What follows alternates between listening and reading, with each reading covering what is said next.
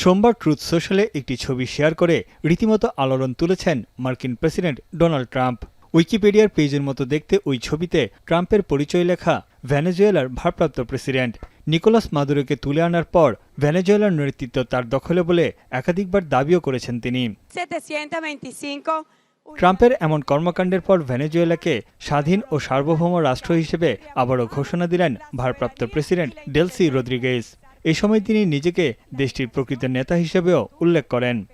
Bueno, nosotros ratificamos y reafirmamos la soberanía y la independencia de Venezuela.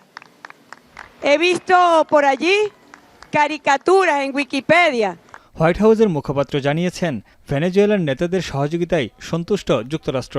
এই সহযোগিতা অব্যাহত থাকবে বলে আশা ওয়াশিংটনের। The interim authorities and Delcy Rodriguez and her team have been very cooperative with the United States and the president and his team, as evidenced by the massive energy deal that the president was able to cut with the interim authorities, their commitment to release Venezuelan political prisoners. এদিকে যুক্তরাষ্ট্রের অনুরোধে উল্লেখযোগ্য সংখ্যক রাজনৈতিক বন্দীদের মুক্তি দিয়েছে Venezuela সরকার। নির্বিচারে আটক ৮ শতাধিক ব্যক্তির মধ্যে একদিনেই মুক্তি দেওয়া হয় ১১৬ জনকে, যাদের মধ্যে বেশ কয়েকজন বিরোধী দলের হাই প্রোফাইল নেতাও আছেন। এদিকে ভ্যাটিকানে পোপ লিওর সঙ্গে সাক্ষাৎ করেছেন ভেনেজুয়েলার বিরোধী নেতা মারিয়া করিনা মাচাদো। তবে তাদের মধ্যে কি বিষয়ে আলোচনা হয়েছে তা প্রকাশ করেনি ভ্যাটিকান। আগামী বৃহস্পতিবার হোয়াইট হাউসে ট্রাম্পের সঙ্গে বৈঠকের উদ্দেশ্যে যুক্তরাষ্ট্র যাচ্ছেন মাচাদো। ভেনেজুয়েলার শাসনভার নিয়ে কথা হতে পারে তাদের মধ্যে। নিকোলাস মাদুরোকে অপহরণ ও মার্কিন হামলার পর ধীরে ধীরে স্বাভাবিক হচ্ছে ভেনেজুয়েলার জনজীবন। খুলছে শিক্ষা প্রতিষ্ঠান, স্কুল, কলেজ ও বিশ্ববিদ্যালয়ে শিক্ষার্থীরা ফিরতে শুরু করলেও উপস্থিতি খুবই কম।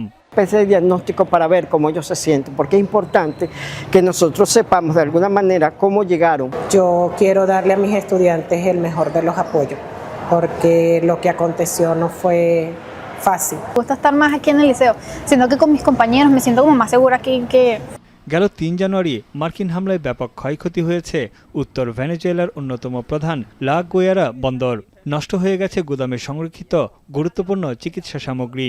প্রায় ৩০০ বছরের পুরনো ঐতিহাসিক একটি সাংস্কৃতিক ভবনও ধ্বংস হয়ে গেছে। তানভীর চনি, এখন বিশ্ব।